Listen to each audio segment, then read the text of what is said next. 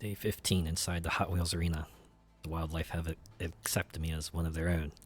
I now appear to be as hip and as in with the trends as the rest of them. So I will continue my trek through the Hot Wheels DLC in Forza Horizon 5. Yeah, I'm pretty close to the end here. I think I'm on rank 4 out of 5. So, did most of the races just to clean up some of the rest of the stuff. So should I get in there? Start checking off some tasks on that list, huh?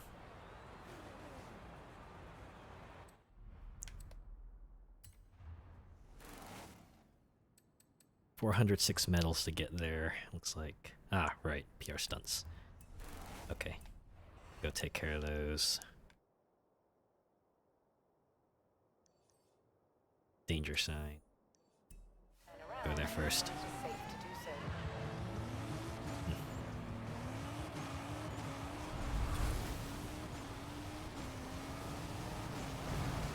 This week still pretty uneventful. Apart from that, the weeklies are still obsessed with all this Extreme E stuff, which I've been doing just because, well, it's there. It's the current set of dailies and weeklies I'm obsessed with, so that's what I'm after. Luckily, none of the stuff this week seems to be like infuriating. Well, apart from the trial, I haven't touched the trial. I don't think I ever will. At least most everything else. Well, apart from that one daily that requires me to get a trading paint skill because I can't be first to just get into a race in Guanajuato and just smack cars around till the game decides to be kind enough to give me the trading paint skill. Even then, it's like, well, it's like 20 Forzathon points and one daily. I'm sitting on like 8,000. I have no idea what to do with these Forzathon points. I like go in, buy the clothing item and the horn if I can, and that's it. I got pretty much everything else, and I feel like spending on wheel spins does not seem like the best use of points, but yeah.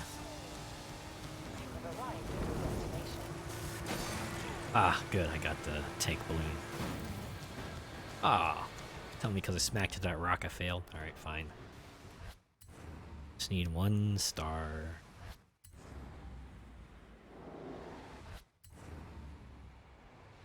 Alright, we'll try this again.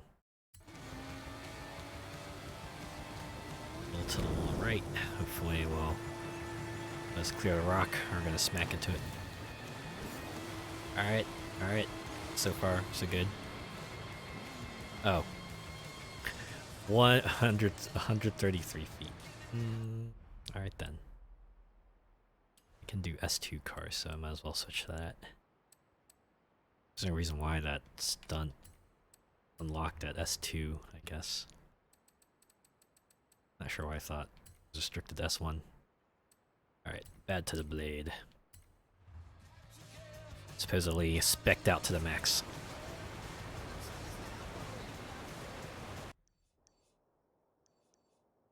Alright, I'll go back here. Actually, I'm just gonna fast travel. That's okay.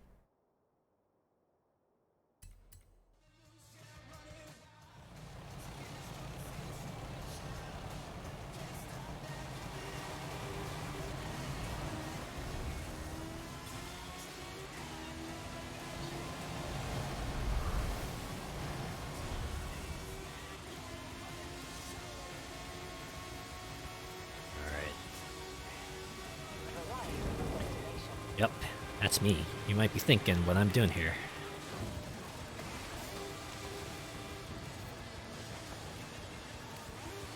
Hey. Good to see ya. Look away, Shadow Fox. Thanks for coming by as usual.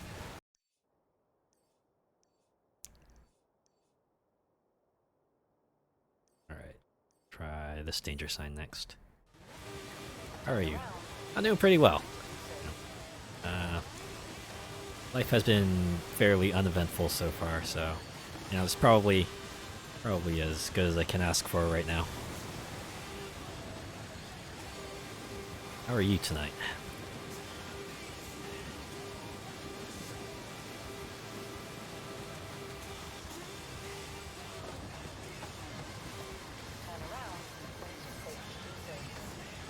And I need to find my way back onto the road.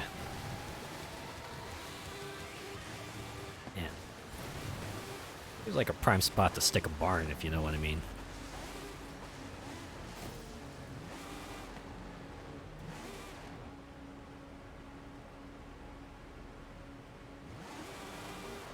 Ooh, training course.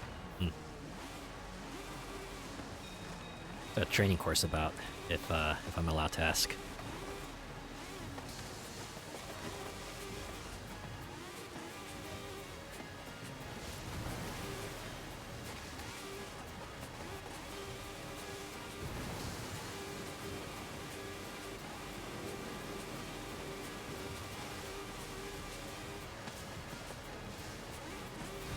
I guess I can kind of appreciate how they've decorated this place like it were an actual facility. See that side maintenance store there? It's like, really have no reason to put it in there, just put it in there just to make it seem more authentic. Oh. Management training. Ooh, okay. I see.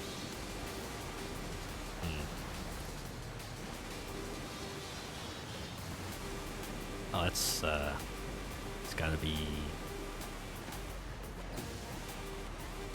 It's gonna be interesting, I guess.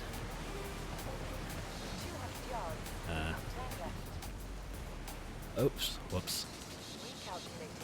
This is the part where I look towards the camera and go and just wave goodbye. Okay, you know what? Cost a fortune because it's the capital. Yeah, I can imagine. Just gonna fast travel here.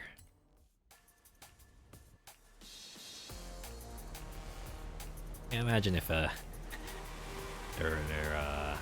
taking you to London for training. It must be a big deal.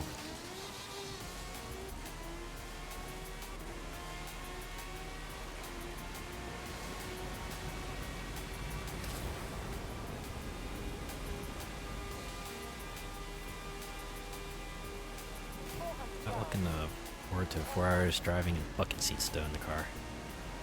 Oh yeah. Yeah, that would probably stink.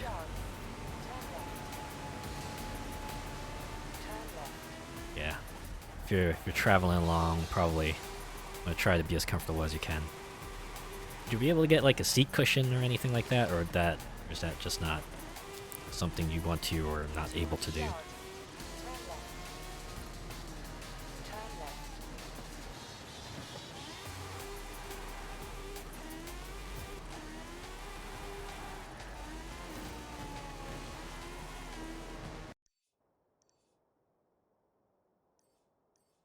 Just want to go to eat trap. Go here. Take my fun time Foxy cushion. Alright. Well, as long as you got something to put your keister on, it can't be too bad. I mean, probably still will be bad, but it'll be less bad, I guess.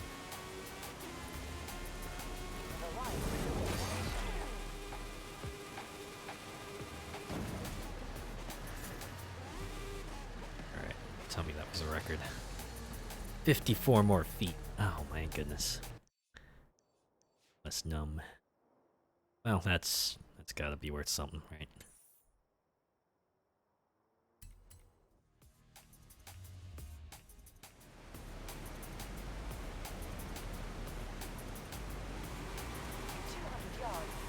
Still, training. It's gotta be pretty cool. Seems like they trust you enough to take on some different duties now. So that's gotta be cool.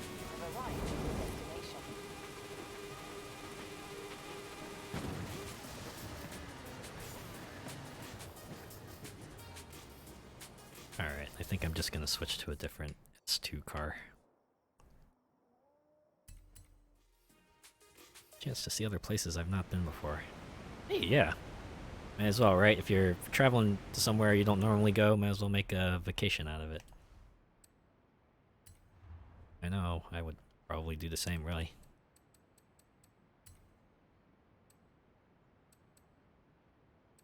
This is my old reliable. Just pull out the Lamborghini. Let's see, where's my S2? There we go. Wait, no, where's my Centenario? I could probably use that instead.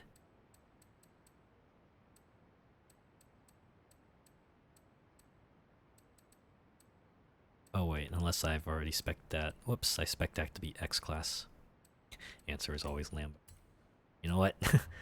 I have to admit, I have been leaning on Lambos a lot. If I just need the, if I just need that car to, you know, bust a speed target. It's like that image with SpongeBob holding the old reliable box, and you open it. There's a Lambo inside. With Centenario in previous games, in this game you can also throw the Sesto Elemento in there.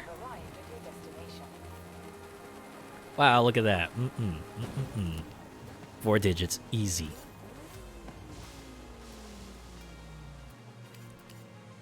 Wow, that was even 2 stars. Whoa. Wait, I didn't check the targets. 900, 980, 1025. Wow. Well, I guess given the stretch of road you have to go by, yeah, the targets would be pretty close. Add the SVJ to that list too. Oh, okay. Keep that in mind. Alright, off to the speed zone. I think I'll just also drive my way here. Or fast travel, I mean, I'm not gonna drive. Ooh, something tells me I should be on the other side of the speed zone, actually.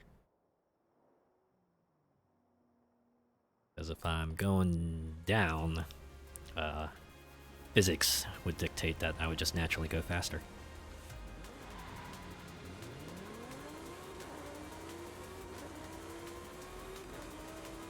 Actually, I want to check the speed targets real quick. Alright. I only need 145 for 1 star. Just have to not screw this up.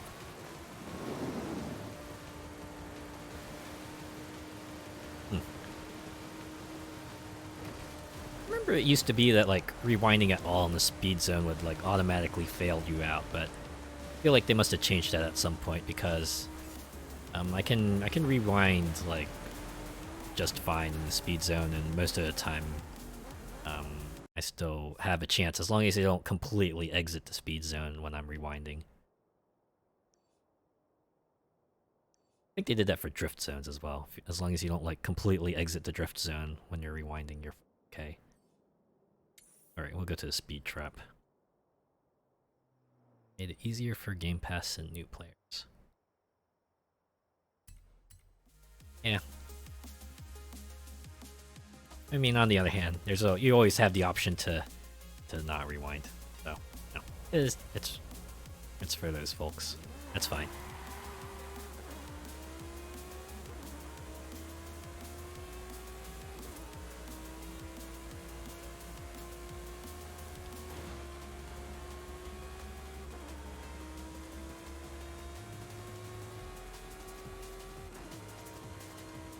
I forgot to check the targets for this one. I'll probably meet it.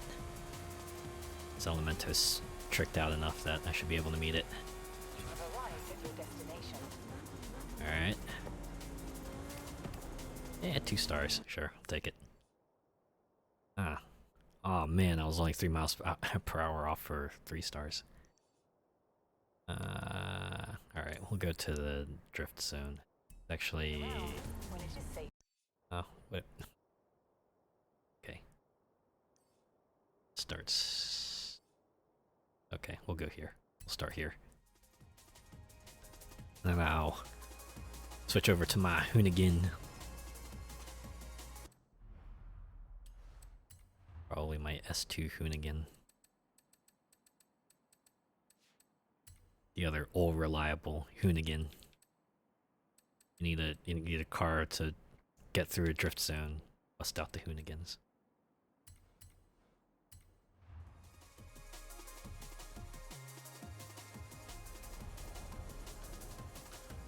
Actually, a pretty embarrassing story sort of related to this. I was completing the tour weekly.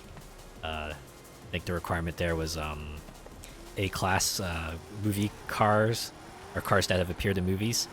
So I really didn't pay attention to what I was selecting, and the car I picked was fortunately, I guess it was spec'd out for drag racing because when I tried to drive it, it would like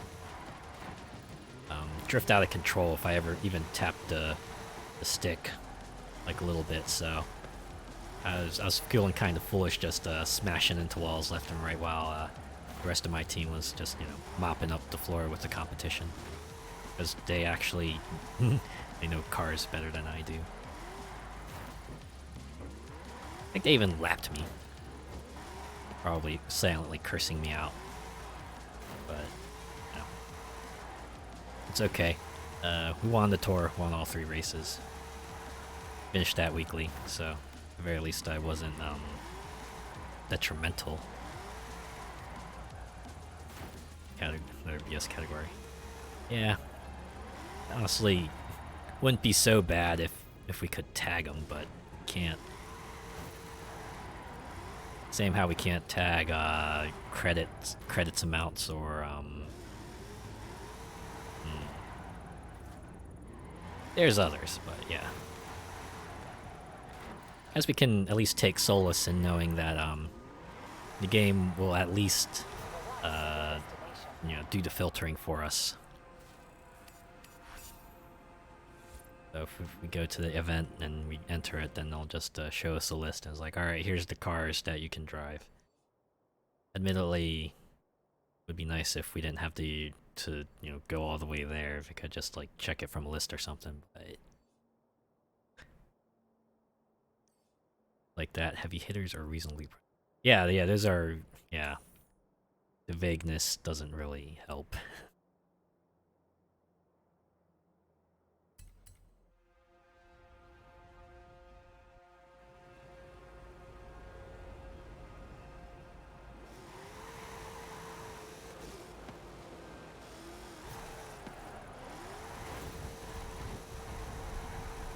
Man.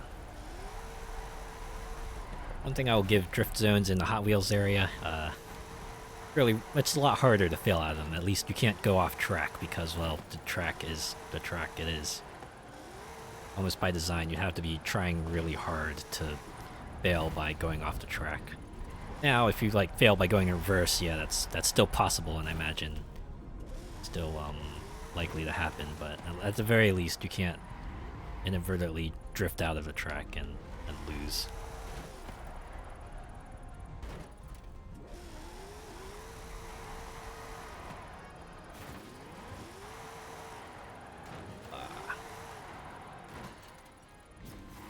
Oh, just like that. Alright. The only thing you can do is dust yourself off. Alright. Target score 160,000. Alright, so if I hit that target, I'm just gonna beeline it to the finish. I admit, I used to be a leaderboard chaser back in the day. I'd be the one who would say pick a particular type of event and just try to get really, really good at it so I could get my name in that, at least the top 10 spot. Of course, I guess after a certain point, trying to maintain that standing, became a lot more work than it's worth. Especially when your interest in the game itself wanes and it starts feeling like an obligation after that point. You're just like, yeah, you know what? Maybe the E-glory isn't all that worth it. It was all good before it came leader with cheap times. Yeah, that would be the other issue when you see the times that are impossible to meet, or the scores that are just completely maxed out. At this point, those people are just flexing. They're like, ah, look at what we can get away with, and it's even worse if nothing's done about it. So those scores just stay up there. a monument to everyone's sins. Alright, there we go. Gonna wrap this up. Boom! How many more S2 stunts do I have to do? Let's keep looking. Ooh. Oh, a speed trap. Gotta hit 230 miles per hour. Or actually, I just need 200. Yeah, because I don't need to get all of the... I don't need all 3 stars. I'll save that for when I can get my X-Class. Oh boy. And that's a fun thing about a 2D overhead map. Sometimes you don't get quite as good of an impression of what curves track has. Not too much of a problem in Mexico, but in the Hot Wheels arena, yeah, it's different. Ah, top B-class rivals, huh? Well done.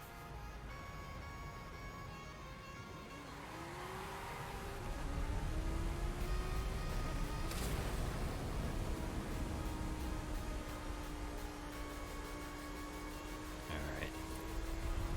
Well, this downward motion, so hopefully... Actually, where did they stick me? Probably at the most reasonable spot where I wouldn't fall down due to gravity, I imagine. Ah, jeez. Okay, okay. Alright. Gravity, guide me. Oh, you know what? I just might... Wow, okay. 3 stars. Alright. Trusty Audi RS2 did me proud. Well, that's good to hear.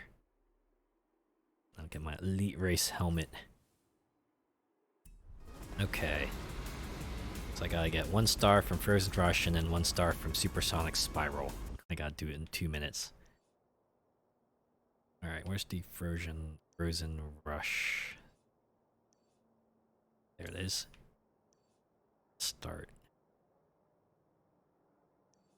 And I have to be at Dragon Spiral? Or no, Supersonic Spiral. That's also a speed zone. Okay, so I gotta be here. Looks like I want to start... Okay, I want to start at this intersection, I think.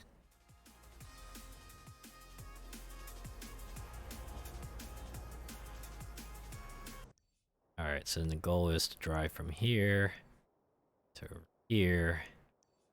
Get 1 star in each of them in 2 minutes. So not only do I have to make it from point to point, I gotta hit 110 miles in this zone and 120 in this zone. Alright. Sesto, don't let me down.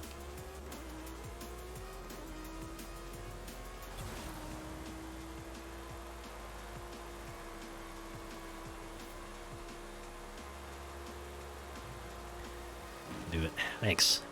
Appreciate the encouragement.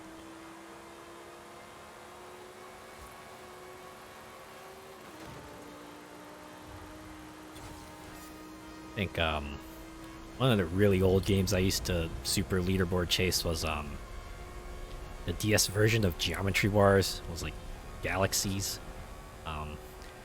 There's like an overall high score leaderboards you could do, and one day I decided to check it and I noticed I was actually like in the I was in the top 10. So for a short while I was just checking in, trying to beat my high scores to stay on top, and checking the leaderboards, and I would still be there. I guess at some point my interest in that game waned, so I eventually just dropped off of it. I did remember booting up the game like much later and checking it out again. Of course, my name wasn't there, and its place were like names with maxed out high scores. So yeah, top 10 is a great achievement. Yeah, I would agree with that. Certainly gave my ego a bit of a boost. Is this the spiral? Ah, sweet. So it wasn't even a 2 minutes. It was more like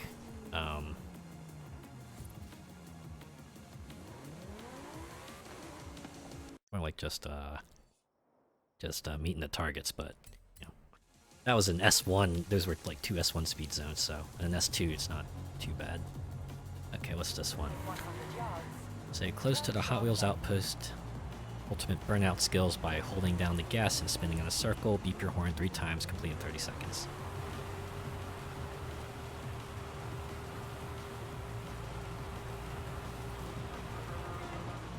Really? That almost feels like a freebie. Here it is, the legend mission. Ready to prove yourself? The Goliath. Wouldn't be a Forza without a marathon race finale, would it? Alright, let's finish this.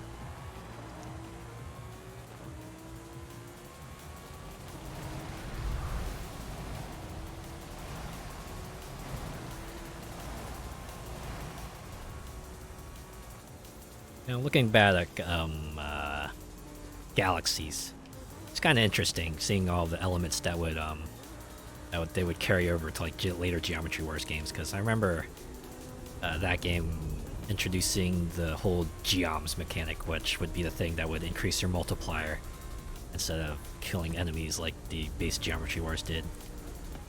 Car.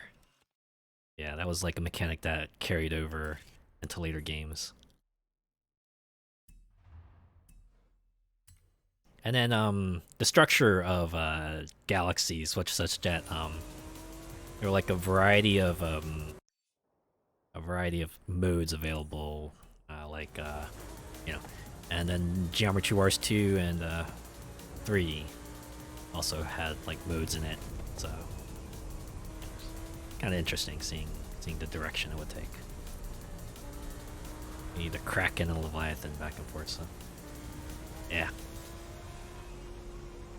Dragons are like the most fantastical element we see in here. Well, I mean, apart from all the track elements, but still. Remember, Forza 3 having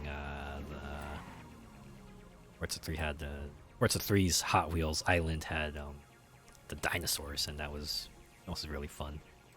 I gotta pick a Hot Wheels car for the finale.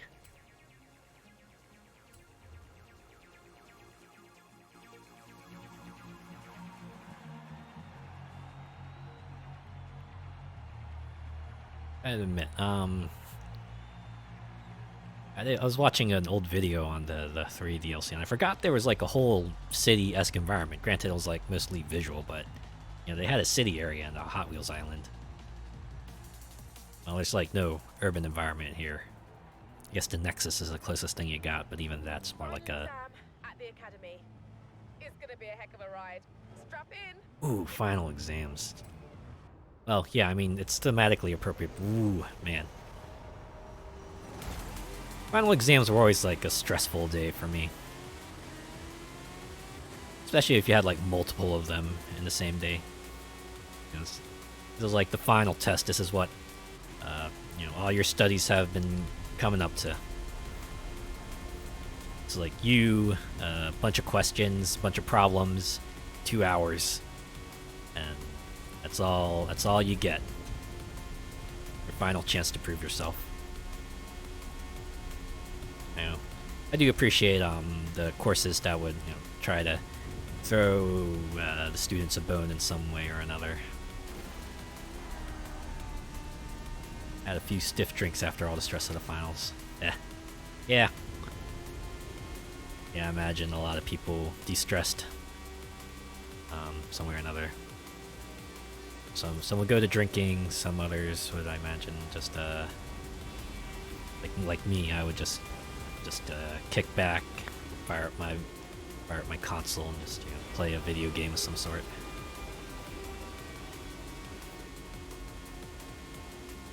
Some other people, I imagine, just start partying. I guess that and drinks can go hand in hand, and maybe video games as well. But yeah,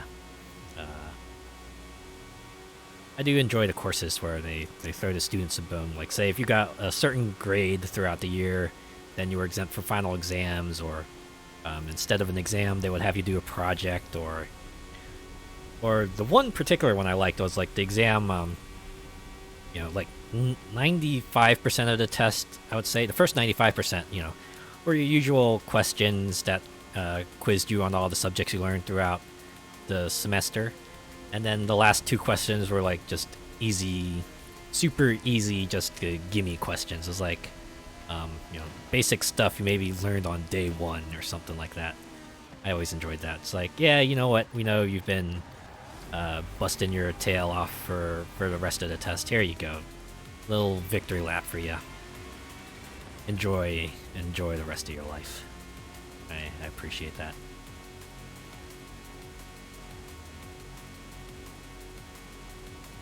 I think I had another one. After exams were done, the prof just said, "Hey, y'all want to go across the street and come to the restaurant, have a seat. And I'll get you one last dinner on me." He's a pretty cool guy. Always good to end on the easy stuff. Yeah. It's kind of a nice thing. I appreciate the gesture there. It's just like, yeah. You know, this is the start of your break. Here you go. We know you've been toiling. Just all right. Now you can kick back. It's all good.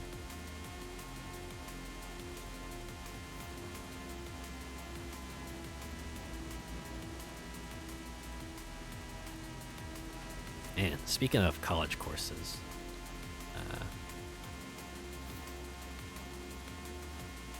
reminds me of another thing that I think also applies to video games, where it's like, you know, if you're looking at a problem and, you know, you find it's just you keep running into a wall trying to figure it out, sometimes it's good to step back, maybe take a break, and then come back to it later.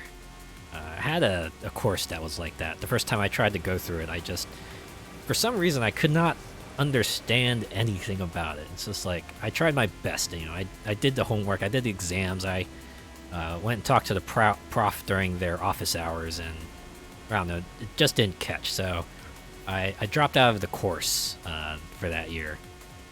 But since it was required, I had to, of course, come back to it. So next year I signed up for it again, and I took it again, and I don't know, for some reason that time everything clicked. It's just, you know, I just understood it. You know, I passed the class. I think I got a B in it, which, you know, that's a good grade. Yeah, but yeah, sometimes you do need to just take a step back and go, all right, I can't figure it out now, and just running to it over and over just isn't gonna help. So, you know, just gotta rest. Sometimes it doesn't stick, no matter what you do. Yeah, exactly. Sometimes it's just, I don't know. Maybe it was just something. I can't really tell what it was, but yeah, it's just whatever. Yeah, whatever it was, a year off was what I needed to just make it all come into place.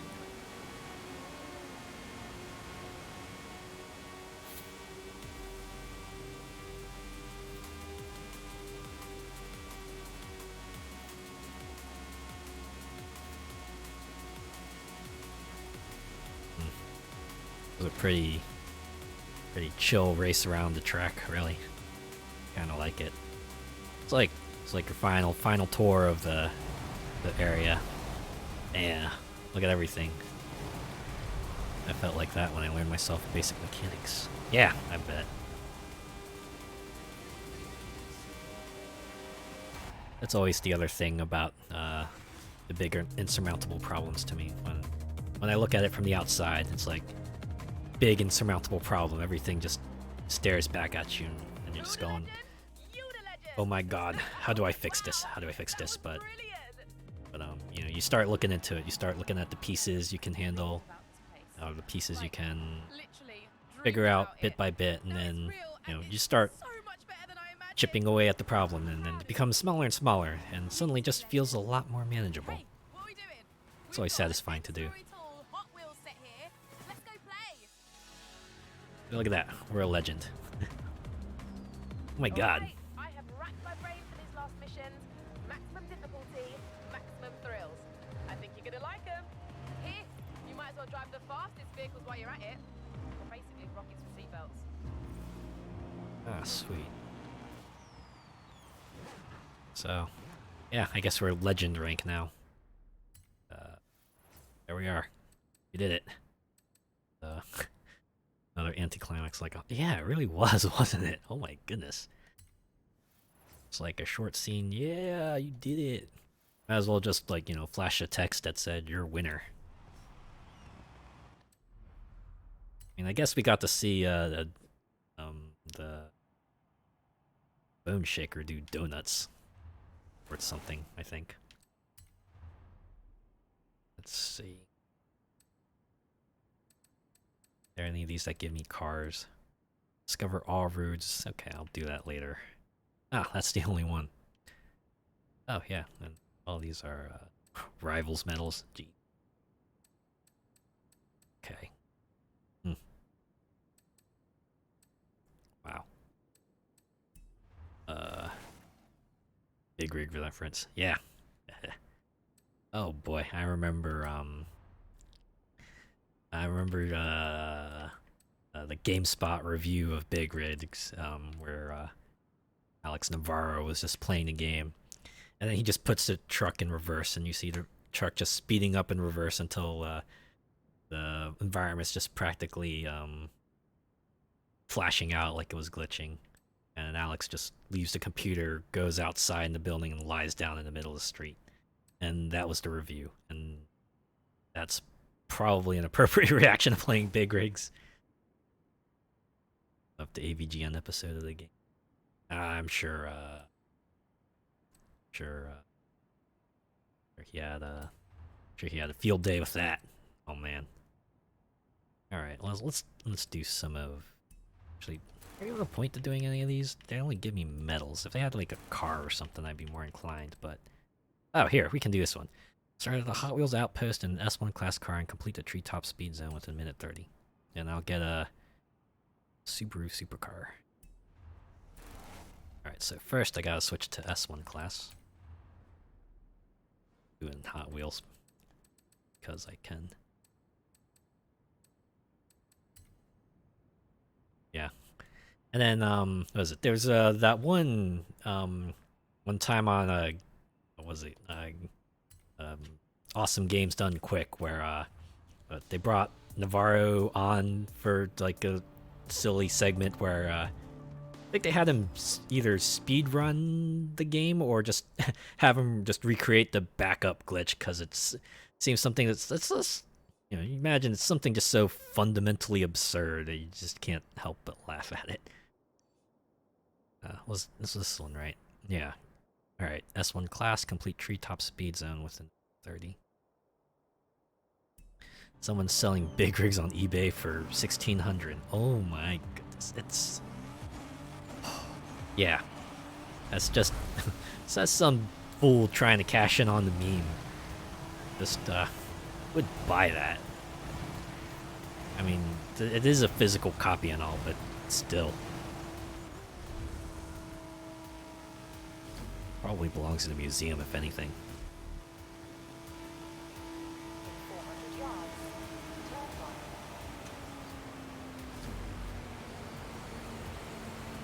Turn right. Jeez, is this the speed zone? Oh, I gotta complete it. Okay, well, hopefully, I can get at least 1 star in this.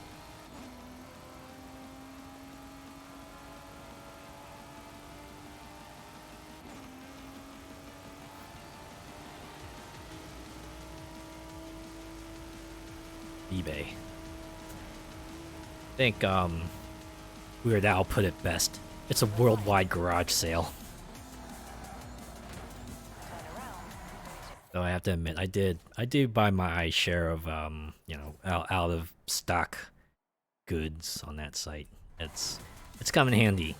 You're just thinking one day, boy, I sure would like a thing that I remember from my past. So you go look it up, and you find that thing from your past, and then if you can afford it, you go pick it up.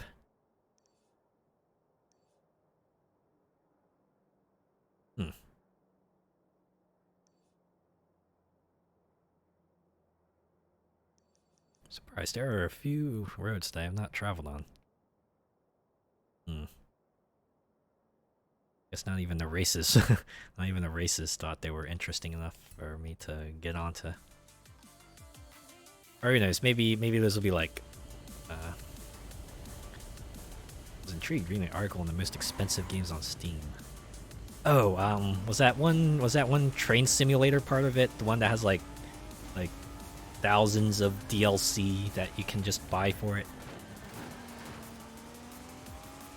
Or are they talking about games that are like literally expensive that like you shell out like 3 digits worth of currency just to get the base game for?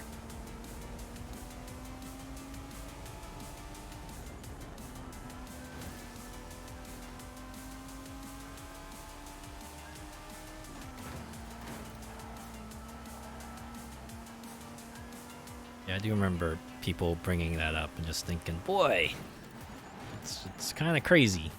It's kind of stuff that you find on Steam, right? Like, yeah, apparently there's a crowd out there who will totally buy like train simulator games and just get every piece of related DLC for it.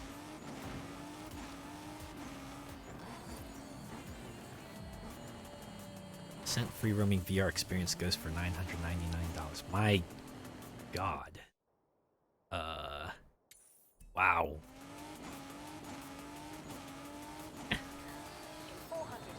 This does make one wonder, just what exactly does that game offer? Or is it just like one of those luxury products that they only put out because they know the bougie will pick it up so they can flex it over all their other bougie friends? It's like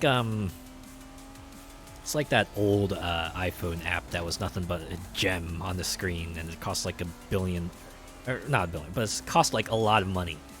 And it was really only there for people to waste their money and, you know, just to flex it on everyone else. Hey, look at me wasting my money on this super expensive app that's just a gem on the screen.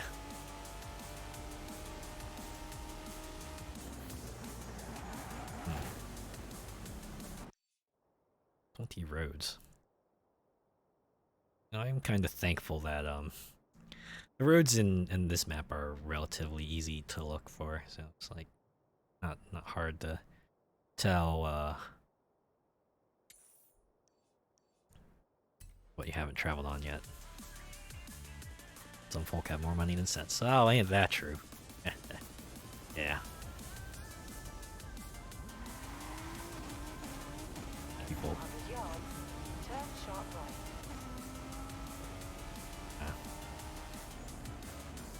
Imagine some of these folks probably also spend like tons of money on some of those other freemium type games to get the most powerful units and the most powerful settlements. All that pay to win stuff. That's why a word of advice you always hear from people is never try to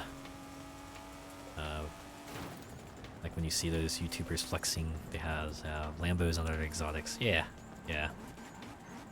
Admittedly, I've heard of them, right? I've heard of the ones that also have like the big fancy living quarters, and they're going through their big tours of the place, talking about all the awesome stuff they have. But the most furnished area, of course, is their bedroom with all their streamer equipment there.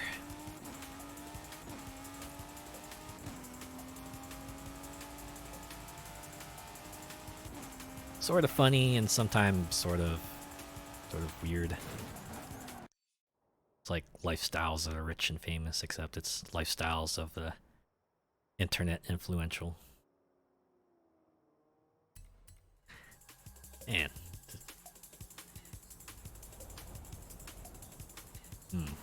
Race scum. I have not heard of that person. I'm sure there are several folks out there like them. Boy. Yeah, I remember all those sorts of voyeuristic shows that used to be on all the cable. Is that so? Well, in that case, probably don't need to give them any airtime, huh? I was gonna say,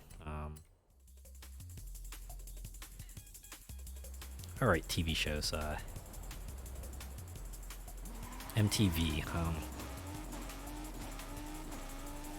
think the most I've watched MTV was their music video awards. I was like, this was way back in the day. You're gonna tell I'm just gonna be pretty old because it's like I think it was around like Mission Impossible 2 or Mission Impossible 3, where they were like shooting a parody segment with Tom Cruise, and his supposed stunt double was like also Tom Cruise but spelled differently.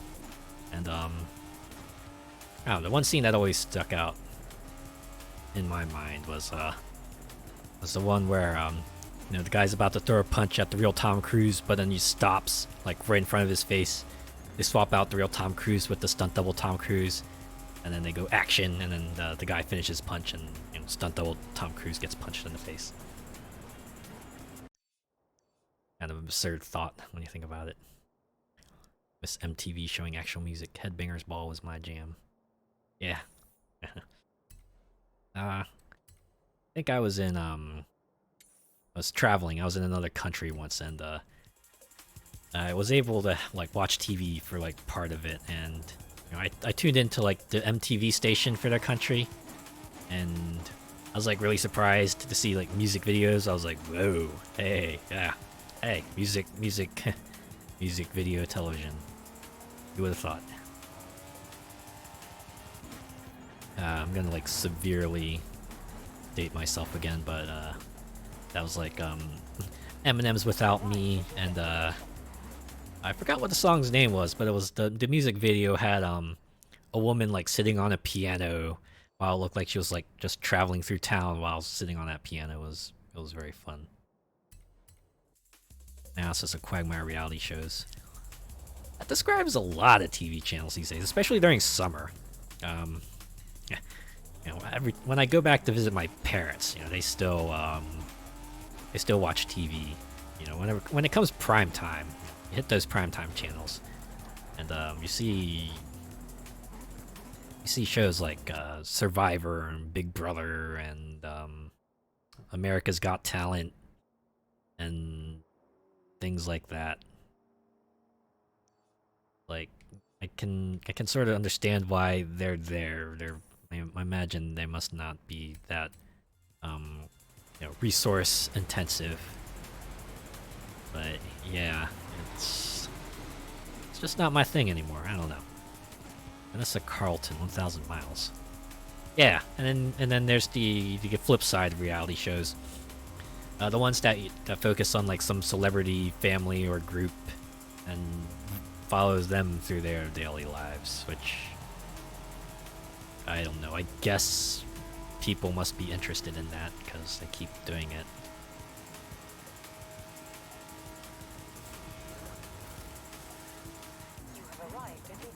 Like I think I can't stand those sorts of shows. Yeah, neither can I. Boy, I remember when again, I'm gonna severely date myself. I remember when Jersey Shore was a big thing. I remember just people would keep talking about that. Real Housewives and Kardashians and all that BS. Yeah. Yeah, I'm gonna pull out another old joke. There's a channel in the US that was called TLC, and it used to stand for The Learning Channel, because it would have a bunch of educational programs on there. And at some point, their vision, their focus, like pivoted hard, because at some point, they just switched to entirely reality shows, and they just can't help but wonder what happened.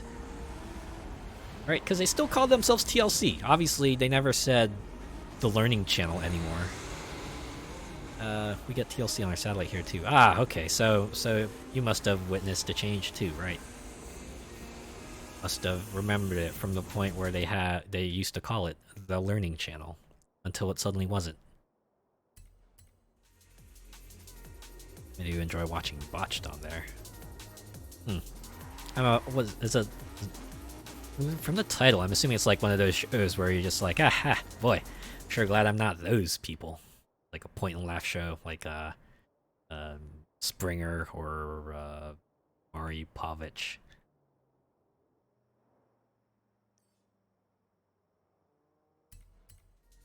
A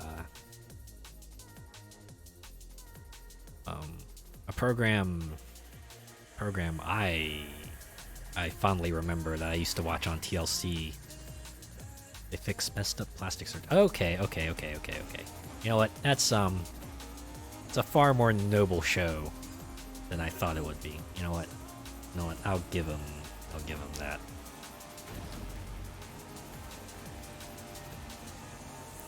And you know what? Yeah, maybe not point and laugh as much as I thought it was. Yeah, I really can't. I don't know. Wow, whenever faces become involved, if someone's face gets messed up, I can't just help but be sympathetic. It's like, man, that freaking sucks. Some way or another, that just becomes, because it's like, man, faces. It's like what people see. It's what people see of you, and so the face gets severely injured in one way or another. That just so that could really mess people up. So I can at least appreciate, there's people out there, at least in regards to plastic surgery, going, yeah, we'll try to make this right somehow.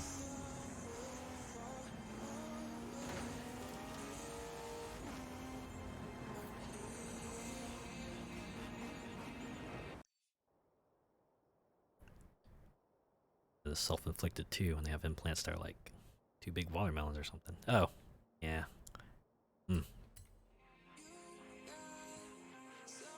But even that, can only imagine it's probably like the expectations of society that probably messed them up in a way too. I don't know. Just like I can't help, even if they are partly to blame, I just can't help but feel sympathetic. That's just how it is. I think there's a program, really old program, when I was a kid on TLC. I used to like. It's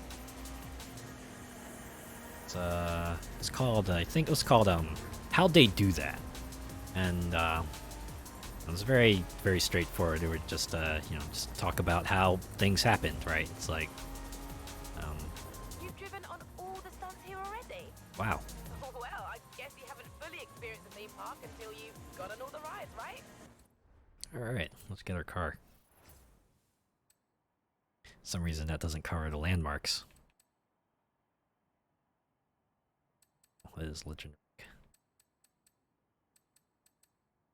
But yeah, I remember it was like one of those things I would tune into. Kind of weird though, because I remember just that title of the show just appeared in my head. I was like, oh boy, I wonder what that was like. I tried to search for it on YouTube, and I think I only found like one video that showed like part of a segment on how they do that. Yeah, it was a nice rush of nostalgia. Of course, my parents were okay with it too, because hey, it's an educational thing. So I'm sitting there, I'm learning about stuff. Can't get mad at that. It's like the same way with Bill Nye, when I had the Bill Nye obsession with for a little bit.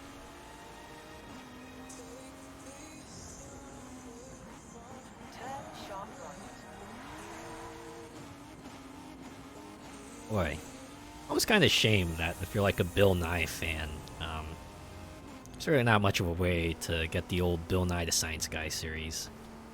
I feel like, since like it's educational material, you could go through that, but from what people have said, that's very expensive, and can only get like so many episodes that way. So, yeah, I know Bill Nye's gone on to do like other shows and other things, but sometimes you just want to see that old Science Guy series. I can do the Horizon weeklies at least. The danger sign. Ah, I gotta hit 1,000 feet and an A-class anything goes car. Okay, do I have any A-class Lambos ready? If not, I'll probably just like buy one and tune it for A.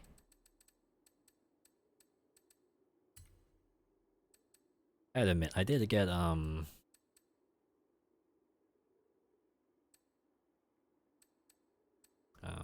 this one time I got I actually got close. I actually got to like see Bill Nye in person. He was speaking at my college for I forget what it was, but he was gonna be like there speaking on the subject. So you know, I showed up for that. Boy, uh,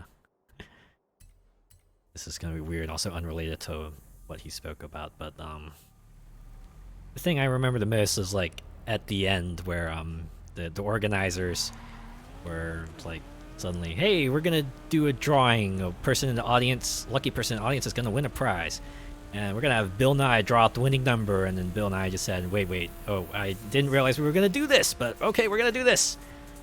And I guess that sort of stuck out to me because like, oh, hey, I guess they just sprung it on him, didn't they?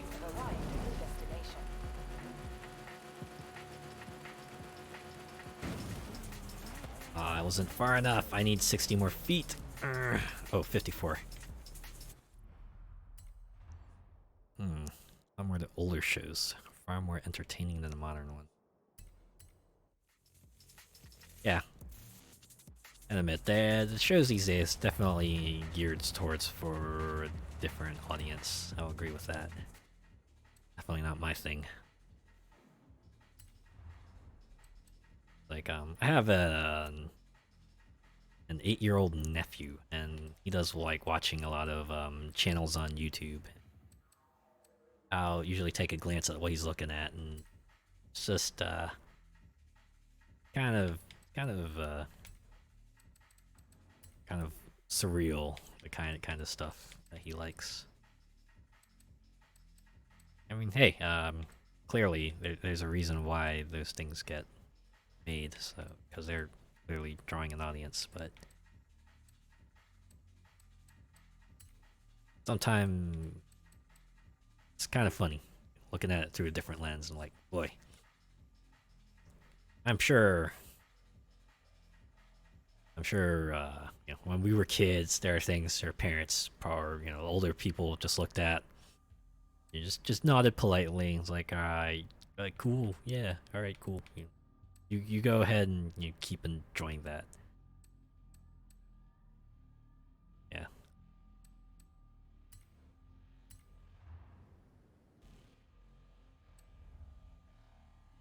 Wait a minute. I think the first time I felt sort of out of touch was I was speaking with like a little cousin of mine. I think she was just entering high school, and she was telling me about this this fad at the school. There were these things, might have heard of them, called fidget spinners. I remember she had one. She was like spinning in her hand. She was like, man, these are everyone at my school loves them. I remember at the first time in my life, I was just looking at it and going, okay, but I could not understand why. Yeah, they were all the rage. I wonder that I think that was the first time I just realized, oh wow, is this what my parents, my all the adults in my life felt like, when I was talking about the cool thing at my school, which back in my day would be things like Power Rangers, Pokemon. Holy crap. I actually got that. For some reason I landed on the road. Cool. Yeah, I'll take it. Alright, I'll spin that super wheel spin later because I have a championship to catch. Yeah, they were all the rage. Yeah, I mean, don't get me wrong. It's pretty neat in design, and it's definitely fun to play with, but it's not something I'd go absolutely crazy for. I feel lucky to grow up with the cartoons I did. A lot of them are considered classics now. Ain't that the truth, man? People talk about Teenage Mutant Ninja Turtles, Batman the Animated Series, Justice League. Wait, what is the... Oh, B-Class Mazda, I'm assuming? Yeah, was that, and, yeah. Some, also, the old obscure shows some people might bring up, like, just for kicks, like, imagine just talking with some friends one day, suddenly someone just says, Street Sharks, yeah, you guys remember Street Sharks, and of course, you know, anyone in the know would be like, oh man, that show, that was jawsome. I'm like, yeah, you get it, you know. My day was He-Man, Thundercats, Eek the Cat. Ah, I remember those shows as well. It was like that, and was it Bobby's World, and shows on Nickelodeon at that time were like Cat Dog and Rugrats, Rocko's Modern Life, Real Monsters, things like that. Yeah. I guess the one that stuck with me was Thundercats. I remember after school, each afternoon, I'll go to Cartoon Network, tune into that, you know, listen to the theme song. I don't know, I guess I found it catchy for some reason or another. But yeah, that was a day. Classic Nicktoons and the cartoons like Cow and Chicken and Johnny Bravo. Yes, Cow and Chicken, Johnny Bravo. That and Dexter's Lab. They were like the trinity of Cartoon Network goodness.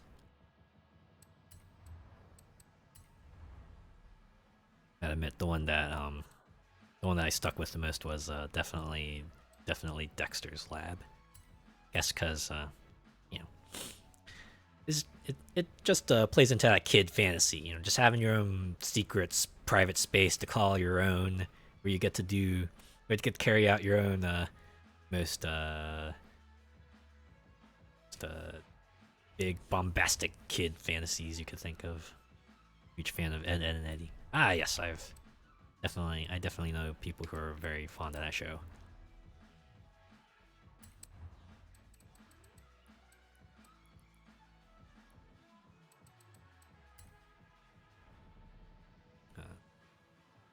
It had a fair mix of like some of the more serious stuff too. Like, you know, what would pass for kids as serious, like a Sailor Moon livery. I think this is the first time I've seen one of those. Why not use that?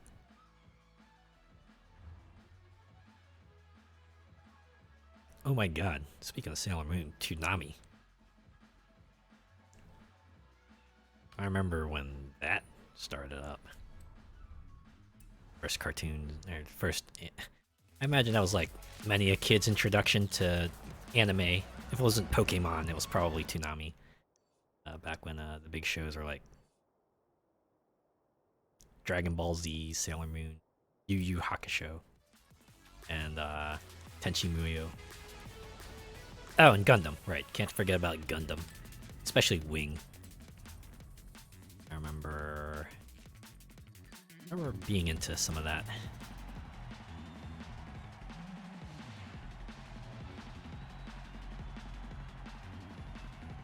Love the cult tunes too. Intercut with the live action films. Yeah. Yeah, Toonami had some good bumper segments as well. Like when, you know, Tom would just pick a game to review, he'd talk about it, and just get to hear the voice of Steve Bloom talk about how these games are cool. And then various points where they have, like, you know, there's special events going on where they would actually introduce lore to the whole Toonami verse. It was interesting. Cartoon Network was an introduction to DBZ. I imagine a lot of people were introduced to DBZ via Cartoon Network. It was most people's gateway to anime, I bet. Certainly was mine. I'd admit, as I grew, my focus shifted away from action and went more towards like the comedy / slice of life. But yeah, definitely have to give DBZ credit for being my start to the anime world. Glued to my seat every day at 5 p.m. Yeah, there's that block. There's a block of time that had all your favorite shows, and you're like, this is what I want to watch then. At least for my family, the only TV we were allowed that had access to like shows and stuff was the one in the living room. So we would get to watch our cartoons all the way up to the evening news, which usually happened around 7, and then it was their time on the TV. They got to watch their news, and then they watched their game shows, and then they watched the primetime shows. But you know what? We were fine with that. We got our anime. Jetix Fox Kids had some good shows like Monster Rancher. Yeah, they had some. They managed to put some good stuff together too. Yeah, like Monster Rancher and then there was hey, Digimon. Remember Digimon? The first anime they had.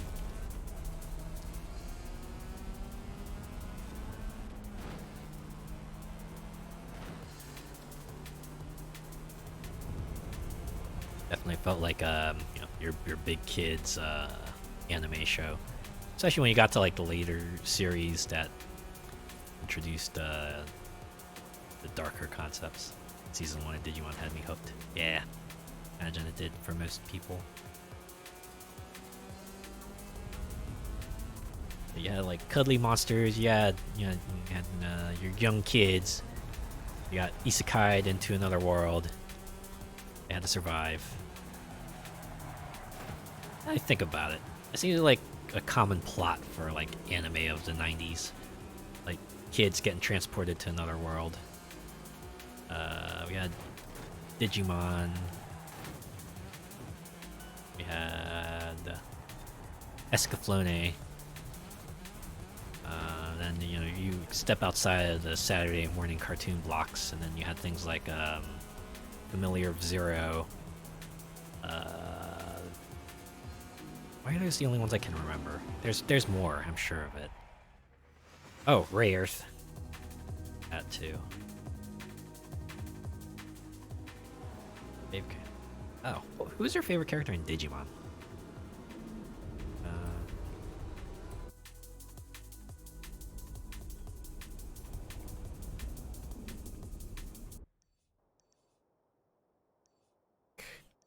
For me, at least, back when I was a kid, I think I was like most drawn to. I think the dub called him Matt. He's like the guy in the Machine Dramon with the glorious Giga Cannon. Ah, yes. Yeah, big flashy attack. That would definitely get your attention, right? So yeah, I was basic. My favorite Digimon, I would say, is like Palmon. Or whichever one had like the rabbit-like ears, I think. Kind of into rabbity things.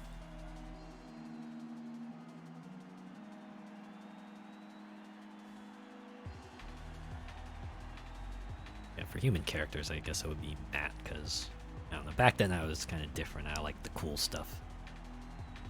Agumon. Also, yeah. Seems like he's like kind of like the most recognizable. You talk to Digimon, we'll probably talk about the little yellow dinosaur-like one.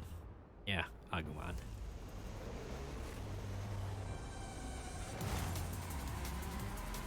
I mean, it's probably recognizable enough. I wasn't that. Digimon that just came out. Digimon game that just came out was Survive. I think one of the main characters has an Agumon, which. Yeah. Love the design of Gabumon. Yeah.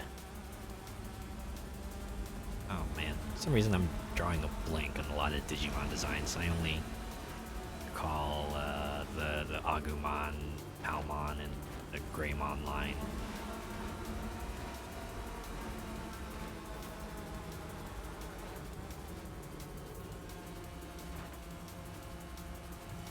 Oh, I guess there was also Angemon.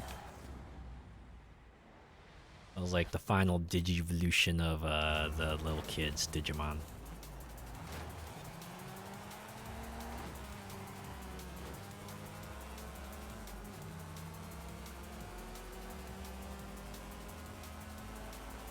I think Fox had like a bunch of other shows that I had a handful of other shows that I enjoyed too. The other one that I I would check in every now and then was Metabots. I remember that one fondly. It was like a little robot battling show where everyone got like little robots. Had like weapons on them and stuff too. Just felt like advanced toys.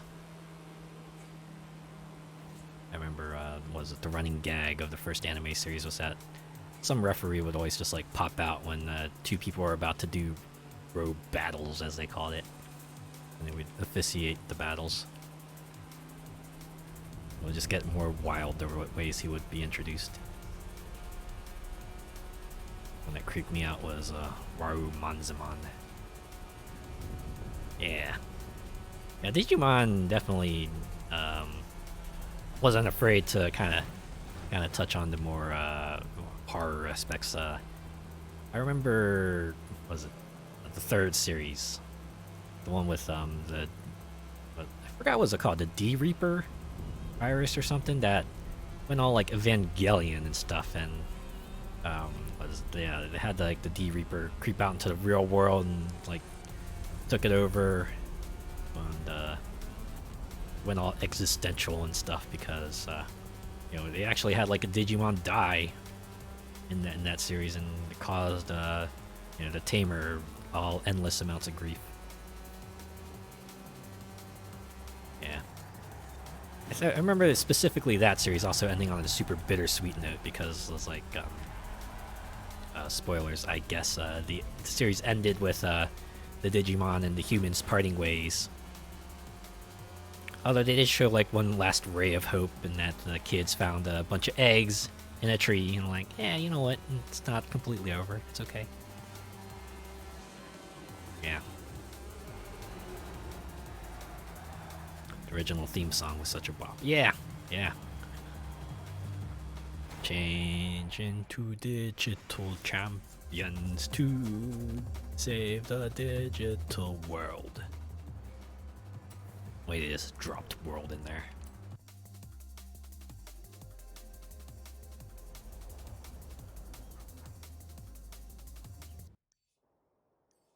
Nice. Just gonna drive there. In 100 yards, turn sharp left.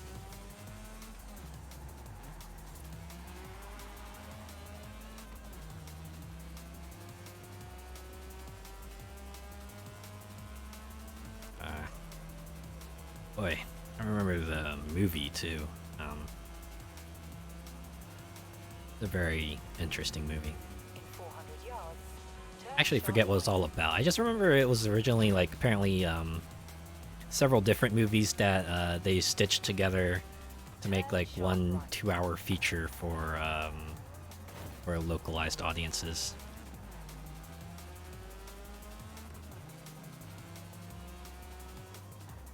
Ah, late night anime blocks. Eh. I think yeah, I think that was like what Adult Swim originally was back in the day. Used to show like late night anime.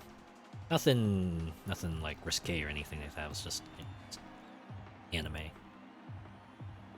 And then I want to say they started showing Family Guy too at some point. And just other shows as well. Although I'm sure that's how I found out. Outlaw Star. Ah. Yeah, it's another show that I think was on that I discovered through Toonami.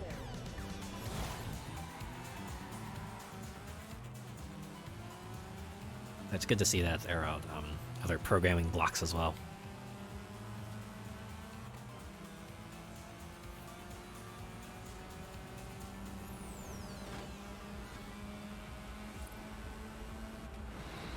say it's man. So remember that a legendary April Fool's prank they pulled when one Adult Swim did. The old school animes. Still great. Yeah. I think my first serious foray into the anime fandom was Azumanga. Huge fan of the manga Cyberpunk collection. I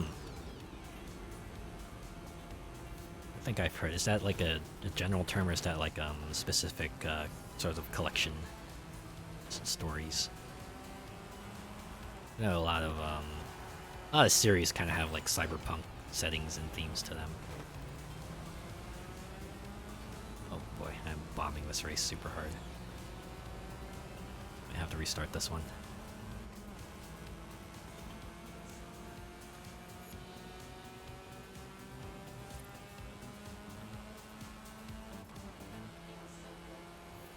Guess the 90s was your 80 Police Cyber City 08088 Cyber. Yeah, alright, sure. I see. Okay.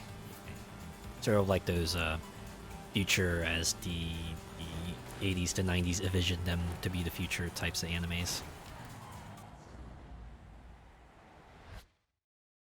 Domion Tank Police. Wait a minute. I'll have to look these series up later. Yeah, we're 60% in the start.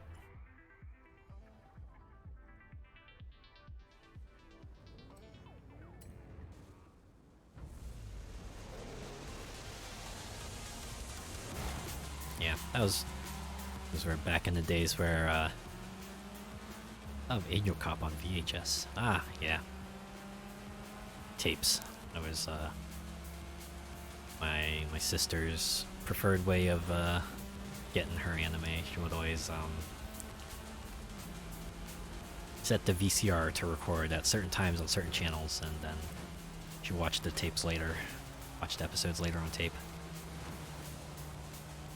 It was like Pokemon, especially because she was always doing other things on Saturday mornings, so would tape the episodes to watch for later. Oh boy. No. Also, back in the days,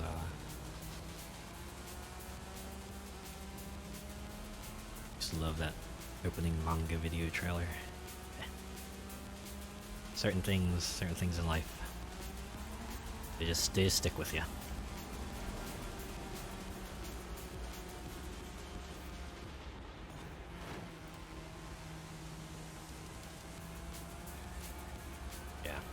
Yeah, back in the day, tapes were your best way to get anime. You'd always have that one kid always be telling you, "Boy, I could get you. I could show you this series. I could get you a copy of this series." You know, you go, "Hey, yeah, get me a copy of that." And the next day, they give you the tape for it. Like, there you go. Or it'd be the kind of thing where you'd be looking through like a local store or something. The tape would just be in a shelf somewhere. Take it up to check out. And pop it in, see what's on there.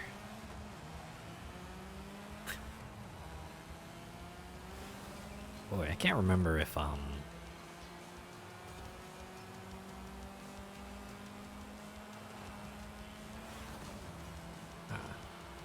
check that YouTube link later.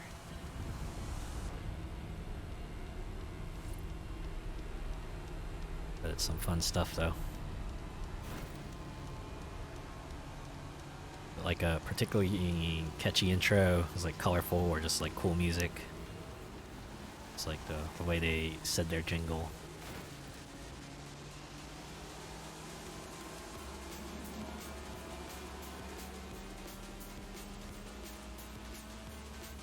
Boy.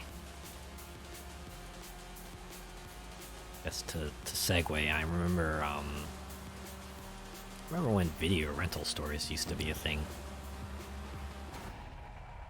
I know in the U.S. at least, you had Blockbuster.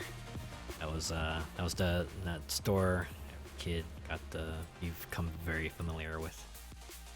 It's where you could go to borrow videos, rent them out like a video library of sorts.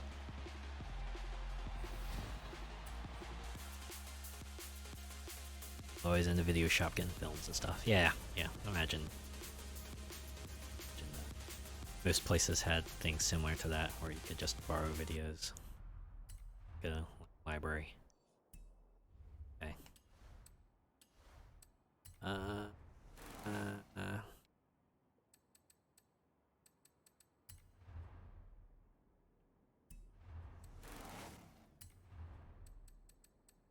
So we got. Oh, well, now I can drive X-Class cars. Maybe I can...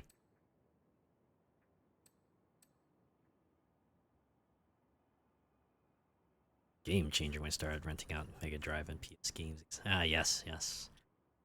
Was always a treat when your store got in that used video game for you to rent and check out.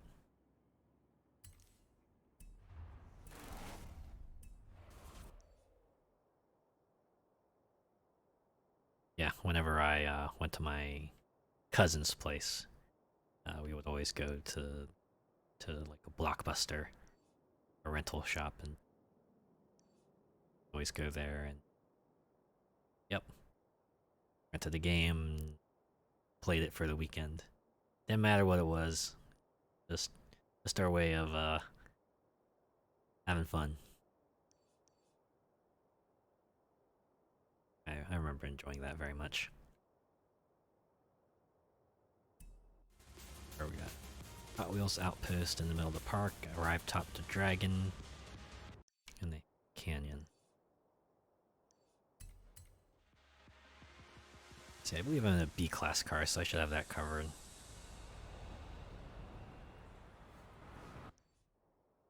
Yeah, that was back in the day where we didn't do things like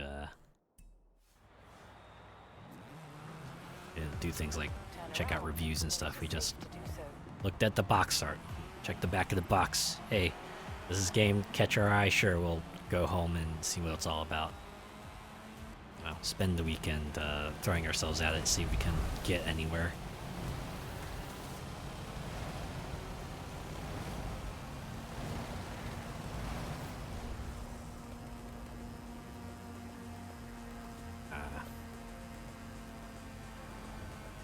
I think one of my favorite weekends was when I think it was like just before a field trip, so it was like a multi-day field trip, so we'd be we were gonna be in a hotel and there would be rooms there.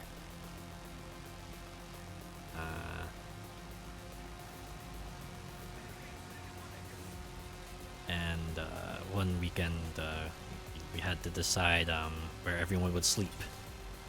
So we decided, oh hey, how do we do like a video game competition? We each would like bring a few video games, we would play that and see where we would all place. And, that's how we decided. I forgot who won and who lost, but I remember that being a very fun weekend because we just played things like Donkey Kong 64 and Perfect Dark and Diddy Kong Racing. I guess after a certain point it really wasn't about competition and just being able to hang out. Used to spend a lot of time at the local independent game shop. They sold and rented games. Screen Arts it was called. Used to rent Battle Era Toshinden and Need for Speed 2 a lot. Man, independent shops. Yeah, those were fun. I think. I'd admit I didn't go to an independent game store myself, but there were shops that I would go to frequently enough, and they would eventually recognize me, and they would greet me, and say, "Hey, what's up?" and make small talk. Those are fun days.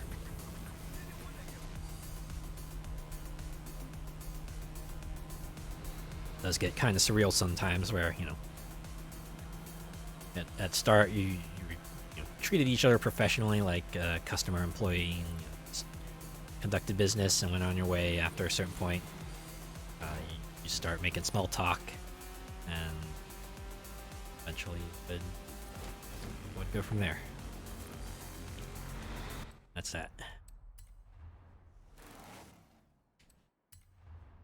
Used to have a retro one where you could pick up some classics for cheap, like I got Sonic for 25 pence. Ah, man, that's... Oh my goodness, that is a steal. Oh.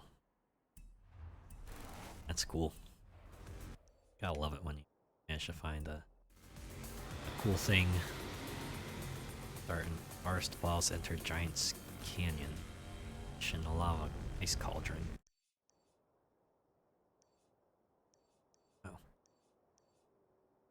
Does that mean I start here?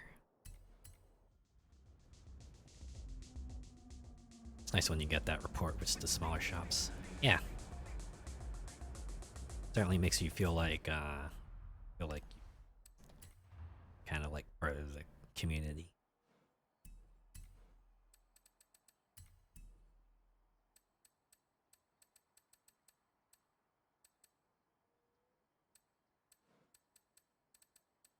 I'm gonna go back to the good old Lamborghini.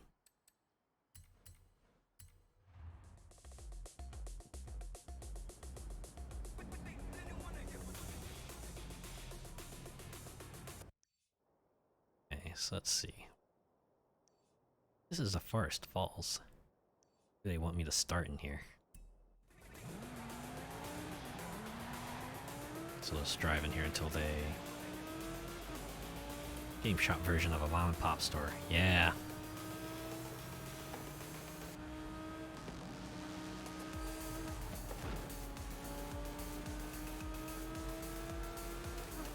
Yeah, can't beat the good old local brick and mortar.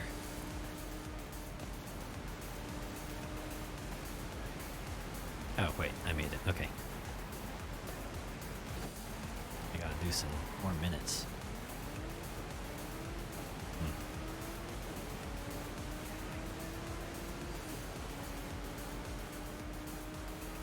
I think I know a friend of mine who talks about a local store that he likes raving about. I think it's mostly because they don't only just like carry old video games, but they also have, you know, paraphernalia like sort of related to it too. Like they'll carry like gacha capsules, and you can buy several of them. That's always fun. And things like model kits and like other blind box keychains and figurines. I've always been interested in a store like that. I mind visiting one of those one of these days. It's not just a game store, but it feels like a kind of more like a hobby shop of sorts.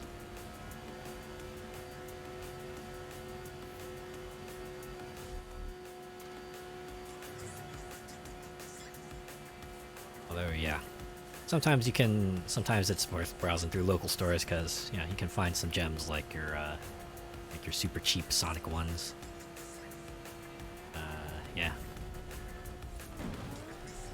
I think there was oh boy. I think my favorite thing I found in this store was I was browsing through it and then I saw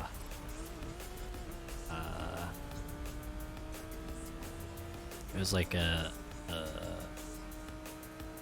fresh copy of Metroid Prime Trilogy for the Wii. Of course, I had to pick that right up because it was super cheap.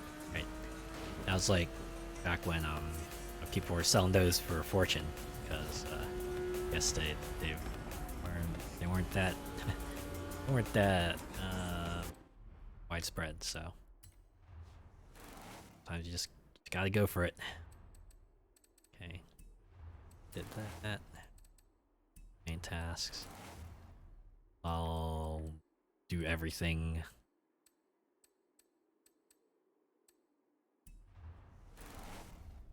Okay. Well, that was Hot Wheels. guess go back to Mexico. I think I might have some unfinished business there that I can take of at least take care of. 400 yards. Turn left. One thing I used to do was check out the second-hand display. You can also find some real gems. Yeah. Sometimes you just get that urge and you're just like, yeah, you know what, I'll just let's go through the old stuff section, see what they got there. Maybe, just maybe, it'll catch your eye. Yeah. I guess the equivalent these days would be, well, going on to eBay and seeing if anyone's selling that thing you just suddenly remembered about. 400 yards. Turn left. Although I don't know which one would be kind of worse when it comes to, say, impulse control. I guess in real life, there's kind of like that sort of finality to it, where it's like, yeah, you see it there, you have it in your hand right there, you just like go straight to the checkout, buy it, and just have it with you right now.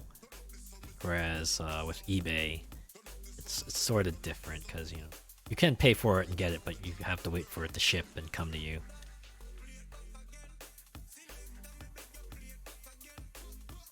There's always a chance you could back out, but when you find that rare thing in real life, it suddenly becomes just get that super sense of urgency. It's like, oh no, oh no, oh no, what do I do? Should I get it? Should I get it now? I really should get this now. I might not get a chance to get it later.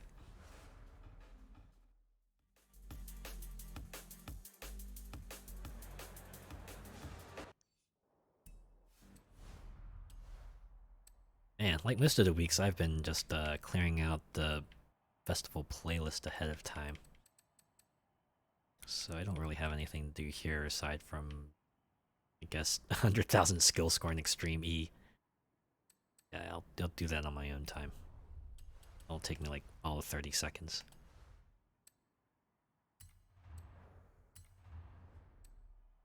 Yeah, you know what? Let's just do the Super 7. Miss having proper physical copies of games. Yeah, I kind of too. Boy, yeah, just days you'd break open that box. First thing you do, pull out the instruction manual, just start reading up on the lore, start reading up on the controls, seeing the screenshots and all the cool items and enemies and people you'll eventually encounter.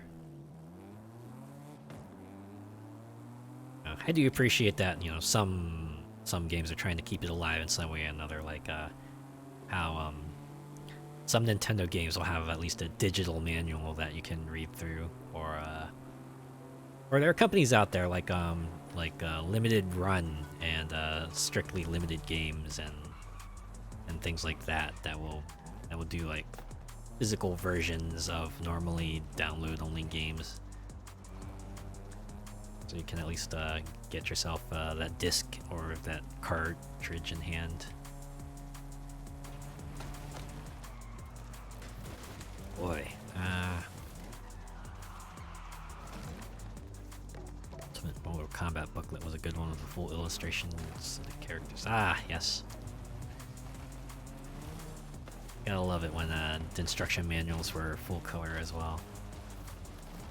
Because I know some of them, they would have full color for like maybe the first few pages, or maybe even just like the front and the back, and the insides were just black and white or grayscale, and it was always a bummer.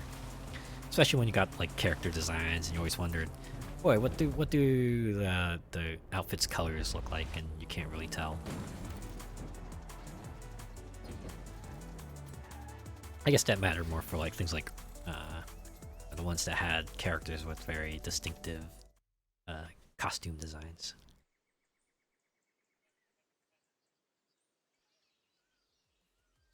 Oh boy, this reminds me of a really old service.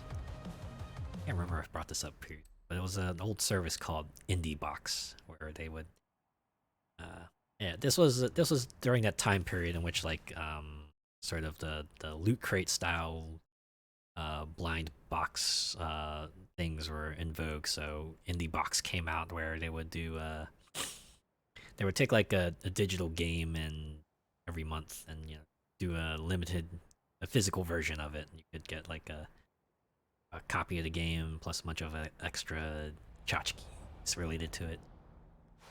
That service ran for a while, and I remember they did for a few years, and or they had to stop. I assume for financial reasons. It's kind of a shame because I did get like a few of their boxes, and they were pretty good quality. I enjoyed the stuff they provided with it. It was a shame that they couldn't sustain their business. My guess is that they were probably just like too early. Because, limited run. They're still around. They're doing okay. Indie Box was just too ahead of its time, sadly. I bet it was fun doing unboxings when something new was delivered. Yeah, that was part of the fun of it, right? You open a thing and you see what's inside. Ooh, kind of cool seeing what you would get. I guess the novelty of that would eventually wear off. As you get box after box, it's like, yeah, the fun kind of overstays its welcome, and you sort of realize, like, yeah, many other things might not actually use. I think I hit that point. It was like partially that where I canceled my subscriptions to all the loot crates. Like partially that, and I was in a situation where I couldn't like afford to get them anymore, so I had to drop something, and all those were on the list. I guess it's probably more of a blessing than a curse, if anything. Out here with US candy and stuff. Ah, snack boxes. I do. God damn it! Hit the side of the building. I do know snack boxes are still in vogue. I see ads about that all the time, and I know several streamers that like to do unboxing streams, and I need to angle myself a little bit further to the left. But yeah. The most common ones I see is the ones that, like, give you Japanese snacks, but I've seen other services where they will pick a country and give you that country's set of snacks. So it could be like, for you, it'll be like from the US, for us, things from the UK, I guess for both of us. We could pick some other countries like, say, Korea, Belgium, places like them. Just a box full of snacks. Incidentally, I think last Christmas, sister-in-law's parents, one of the presents they gave me was a UK snack box. Did enjoy the candy that was inside. I think I still have the box. Doubt there's always Amazon. Yeah. Boy, I remember. I can't remember the name of it, but I think there was like another, other sort of some Cadbury's, eh? Yeah, there was Cadbury's in there. Very tasty. I'll give them that. I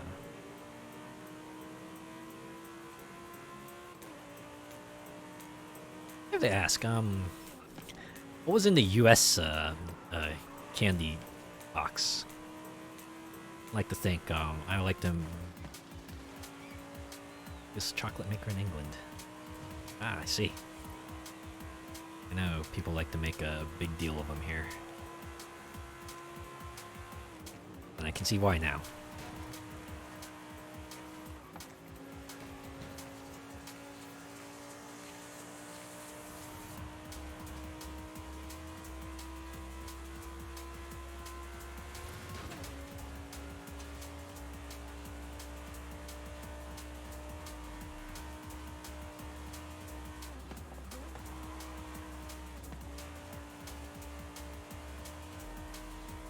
See, I guess for a US-based snack box,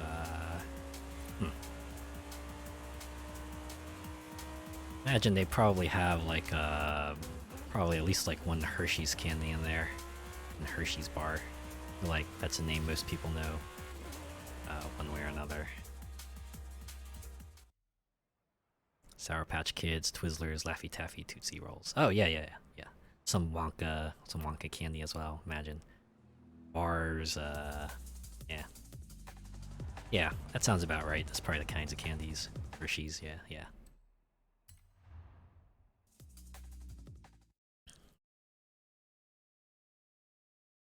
As long as they at least put Reese's peanut butter cups in there. That's what you need to round out that snack box. Don't need anything else as long as you get those peanut butter cups. At least that's for me. It's for me. The Reese's peanut butter cups is like my favorite candy. I think it's like just the sort of crumbly saltiness of the peanut butter mixed with the chocolate coating. Just goes well together. Yeah.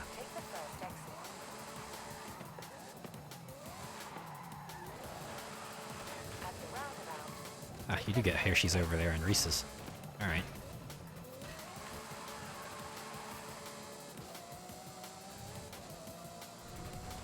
That's the one thing people always say to me. It's just always talk about how chocolate is made differently. You know, when I read up on the process, I'm like, yeah, you know what? Yeah, it is. So I have to admit, I still don't mind it. I know some other people like find U.S. chocolate absolutely revolting, but I don't know. Maybe it's because I've had it for so long. You know, I still enjoy chocolate from other countries. I like them very much, but you know, you give me like a Hershey's chocolate bar and I'll eat it and that'll be fine. I'm not gonna turn my nose on it or anything.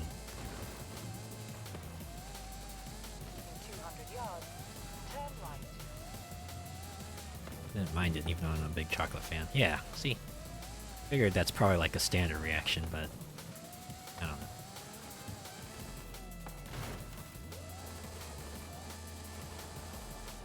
I'm sure I'm not gonna sit here and say Hershey's chocolate is like the greatest chocolate on the planet or anything, but it's edible. If I need a quick snack and I happen to find it for cheap in a store, I'll grab a bar, I'll munch on it. I probably won't regret it. Boy, I remember when they were doing like combo bars, I forget. It's like some sort, but two of the varieties I tried were like mint chocolate and caramel chocolate. They were like, I know other brands have done those as well, but they're like special Hershey's brands, and I remember buying those and enjoying them.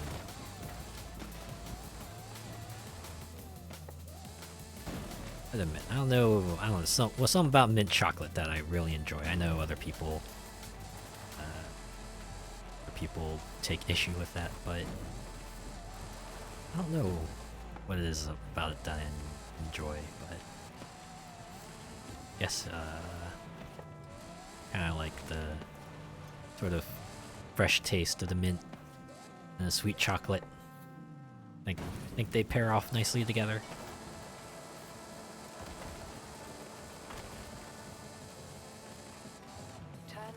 Especially if it's ice cream. You give me like mint chocolate ice cream, mint chocolate chip ice cream. I'll happily eat a bowl of that.